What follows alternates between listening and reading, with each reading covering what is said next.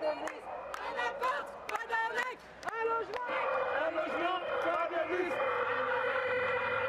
un logement. Elle m'a demandé de payer d'abord, avant d'avoir une liste qui contenait 5 logements que j'ai contactés sans aucune, sans aucun.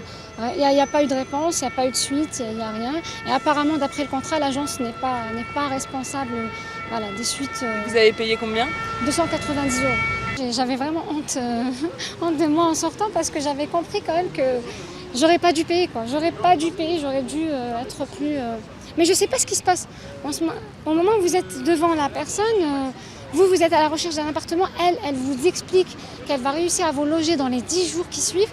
Franchement, avoir un discours pareil, je me dis pourquoi pas. Les pratiques qu'on constate à l'intérieur sont totalement illégales, c'est-à-dire qu'ils demandent l'argent avant de donner la liste. Et la liste, en fait, ce sont des annonces, ni plus ni moins que des annonces récupérées sur Internet, sur les sites de particuliers, etc. C'est d'interpeller le nouveau gouvernement sur le fait qu'aujourd'hui, il y a besoin de réponses urgentes sur la question d'accès au logement, parce que si ce genre d'arnaque, comme les vendeurs de listes, se développe, c'est bien pour quelque chose, c'est parce qu'il y a un besoin qui est fort, et aujourd'hui, il n'y a pas de réponse suffisante pour les étudiants.